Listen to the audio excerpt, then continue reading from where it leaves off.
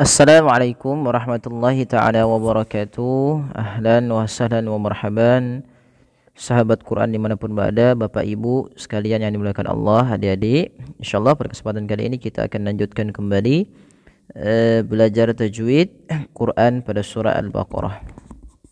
Baik, kita akan mulai dengan isti'adzah dan basmalah. Mudah-mudahan dapat membantu daripada teman-teman Bapak Ibu sekalian dalam belajar Al-Quran dan ilmu tajwid.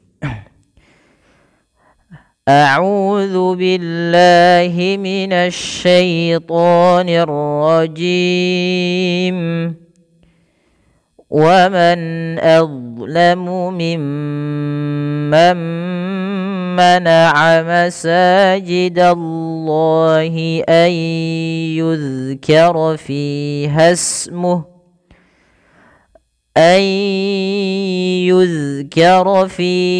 ismuhu wa sa'a fi kharabiha أولئك ما كان لهم أن يدخلوها إلا خائفين لهم في الدنيا خزي ولهم في الآخرة عذاب عظيم. Baik, kita akan urai satu persatu daripada hukum tajwid pada ayat ini. Yang pertama, perhatikan pada lafal waman azlamu. Ya, di sini maaf bukan mad tabi'i tapi di sini izhar ya teman-teman.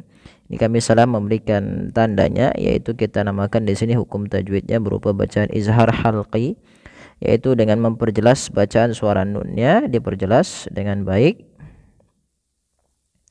Karena izhar itu artinya berasal dari kata azharu yudhiru, artinya al-bayan wal wuduh, artinya jelas. Berarti di sini apa yang diperjelas? Yaitu kita mengeluarkan bunyi suara nun itu daripada makhrajnya dan diperjelas. Wa man azlamu. Nah, kemudian pada lafal huruf dha, hati-hati teman-teman, jangan menggantinya dengan huruf zai gitu ya. Wa man azlamu, dia bukan az tapi dha ya. Allah tibil ya, tebalkan azlamu. Wa man azlamu mimman mana'. Kemudian pada lafal mimma, di sini ada bacaan gunnah pada lafal mim berharakat tasydid. Maka teman-teman, ketika kita membaca mim tasydid ini, itu perlu ditahan suara gunnahnya ya, atau menahan suara mimnya. Mimma, tidak langsung mimman mana'a. Kebanyakan kita mungkin kadang terlupa tidak menahan mimnya, harusnya ditahan dulu. Inilah dinamakan dengan gunnah. Mana'a. Di sini ada nun berharokat sukun bertemu dengan mim. Nah, cara membacanya ketika kita mendapati nun sukun atau tanwin bertemu dengan huruf yang 4, diantaranya adalah mim ya, atau mim, kemudian ya, waw, dan 4 huruf ini, maka suara mimnya dimasukkan kepada setelahnya, dan itu yang kita namakan dengan idgham. Nah, di sini idghamnya dinamakan dengan idgham ma'al gunnah atau idgham bi gunnah, yaitu nunnya masukkan kepada huruf mim, sehingga bukan lagi mimman mana'a tapi mimman mana'a.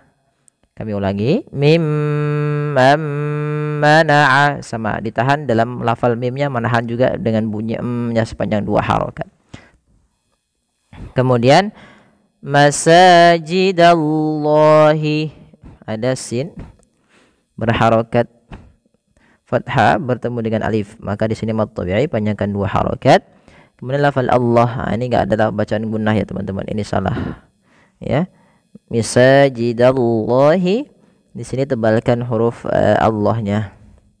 Kemudian ayyuzkara, di sini pada lafal nun sukun bertemu ya, maka ini sama sebagaimana tadi yang kami sampaikan ketika nun mati bertemu mim, yaitu cara membacanya memasukkan nunnya kepada huruf setelahnya dan huruf setelahnya menjadi tasydid atau 2 huruf. Maka ayyu kemudian ditahan dengan gunnah sepanjang 2 harokat. Maka kita namakan dengan hukum tajwidnya idgham bi gunnah. Maka jangan sampai kita membacanya an yuzkara tapi dia ayyu, nunnya dianggap tidak ada. Ayyuzkara fiha ismuhu wa sa'a. Lafal yuzkara, hati-hati dalam melafalkan zal, jangan dibaca dengan yuzkara tapi dia yuzkara, yuzkara tipis zalnya. Fi, panjangkan dia mad tabi'i 2 harakat. Fiha ismuhu, ini bukan fiha usmuhu tapi langsung ke sin. Ini alif yang dianggap tidak kita baca. Pada lafal hu di sini ada bacaan kita namakan dengan mad silah qasirah. Mad silah qasirah terjadi ketika adanya hal dhamir. Ini kita namakan dengan hak dhamir. Hak yang menunjukkan kata ganti orang ketiga di dalam bahasa yang berarti dia, gitu ya. Di sini ketika ada tanda seperti ini, istilahnya waw kecil, biasanya dalam perusahaan rosemnya itu ada hak kecilnya. Nah, ini biasanya mad silah qasirah, panjangnya 2 harokat. Kemudian wasa'a fi kharabiha, a, fi, ro, dan ha, keempat ini merupakan bacaan mad tabi'i sehingga bunyinya harus sama. Kemudian ayat selanjutnya atau bacaan selanjutnya, ulaika ma kana lahum an yadkhuluha illa khaifin. Ulaika, nah waw yang biasa ada waw, bila dia berharokat di atasnya seperti ini wawnya dianggap tidak dibaca, ya, langsung kepada huruf la. Jadi bukan ula tapi ulaika. Maka di sini diwarnai dengan warna abu-abu. Kemudian lafal laika ada bacaan yang kita namakan dengan mad wajib muttasil. Mad artinya panjang, wajib ya wajib, muttasil artinya bersambung. Apa maksudnya di sini? Mad yang terjadi ketika adanya mad tabi'i. Mad tabi'i itu apa? Mad tabi'i sudah kami jelaskan, yaitu ketika adanya fathah bertemu alif, kasrah bertemu ya, dhammah bertemu waw, sukun. Nah, ketiga huruf ini maka dia mad tabi'i. Kita lihat la awalnya 2 harokat dengan alif kecil di sampingnya. Nah, kemudian datang setelahnya huruf hamzah. Nah, ketika ada mad tabi'i bertemu dengan hamzah pada satu kata, ulaika satu kata, dan inilah yang dinamakan dengan mad wajib muttasil, maka wajib dipanjangkan 4 harokat pada lafal la-nya dan tidak boleh dikurangi atau 5 harokat.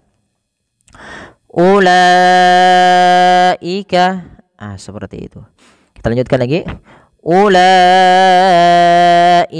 ma kana lahum, maka fathah ketemu alif mad tabi'i.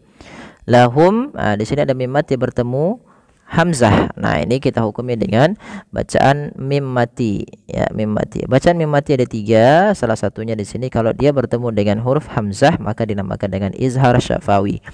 Cara membacanya ketika mim bertemu dengan hamzah wajib jelas.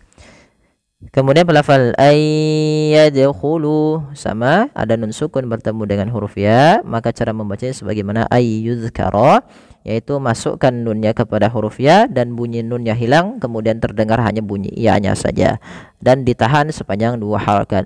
Ayyadkhulu, seperti itu. Kemudian pelafal dal, huruf dal di sini adalah bacaan qalqalah yang dimana dalnya harus mantul, tidak dibaca ayyadkhulu. Sering terjadi tidak memantulkan bacaan huruf dal. Ini yang salah. Padahal dia harus dipantulkan. Ayyadkhulu, yad, jangan yad, jangan menambahkan hamzah, itu juga salah. Ayyadkhuluha illa khaifin. Kemudian melafal ha illa, ada mad jaiz munfasil. Artinya di sini adalah mad yang terjadi ketika ada mad tabi'i bertemu dengan hamzah tapi dia terpisah hamzahnya, maka dinamakan dengan munfasil. Munfasil itu artinya terpisah. Apa yang terpisah? Hamzahnya tidak pada satu kata sebagaimana tadi ulaika, maka dinamakan jaiz. Nah, di sini kita berapa harokat? Sama, panjangnya 4 atau 5 harokat. Kemudian illa mad tabi'i khaifin. Nah, ini sama seperti ulaika, yaitu bacaan mad wajib muttasil, maka khonya wajib dipanjangkan 4 harokat atau 5 harokat. Kemudian pada falfin di sini sebenarnya ada mad mad arid disukun kalau kita berhenti. Nah, kemudian tanda jim di atas ini berarti kita boleh wakaf. Sebagaimana tadi kami lupa menjelaskan hukum-hukum yang berkenaan dengan tanda-tanda wakaf. Kemudian lahum fid dunya khizyun wa lahum fil akhirati adzabun azim. Lahum fi mim mati bertemu fa, jelas izhar syafawi. Fid dunya ada di sini alif lam, kita namakan dengan alif lam syamsiyah, yaitu alif lam yang tertulis tapi tidak dibaca lamnya, langsung ke huruf dal dan dia ditasydidkan. Fid dunya, ini ada nun sukun bertemu ya.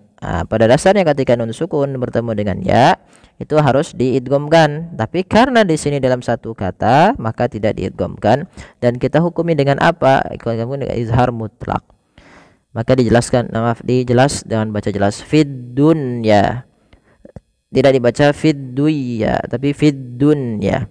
Kemudian khizyun wa lahum, khizyun wa lahum, masukkan di sini ada tanwin melafal yun ketemu dengan waw, maka cara membacanya masukkan tanwin kepada huruf waw, tidak lagi khizyun walahum tapi langsung waw, khizyun walahum. Mim mati bertemu fa sama jelas idhar syafawi. Fil akhirati, di sini ada huruf hamzah bertemu dengan huruf mad. Apabila ada hamzah bertemu dengan huruf mad, ini kita namakan dengan mad badal, teman-teman. Ya, baik itu nanti hamzahnya bertemu dengan waw mati atau hamzahnya bertemu dengan ya mati atau dengan alif. Ketiga-tiganya ketika ada hamzah bertemu dengan huruf mad yang 3 alif waw ya, maka dinamakan dengan mad badal, panjangnya 2 harokat. Maka tidak dibaca fil akhirati tapi fil akhirati. Kemudian azabun azim, bun ketemu dengan ain, jelas di sini tanwin bertemu ain, maka dinamakan dengan izhar halqi, maka suaranya tidak boleh ditahan-tahan, harus diperjelas. Kemudian azim di sini ya ada mad arid disukun, yaitu terjadi ketika adanya huruf yang dimatikan di akhir bacaan yang sebelumnya ada huruf mad, baik itu waw, alif ataupun ya gitu ya. Kalau di sini karena sebelumnya ada huruf mad berupa ya mati, kemudian mimnya dimatikan karena waqaf, maka dinamakan dengan mad arid disukun. Kita boleh memanjangkan 2 harokat, boleh 4 dan boleh pula 6 harokat. Baik, demikian penjabaran untuk uraian tajwid kita pada ayat 114. Mudah-mudahan bermanfaat. Mohon bantuannya untuk terus like, share dan subscribe. Terima kasih. Jazakumullahu khairan.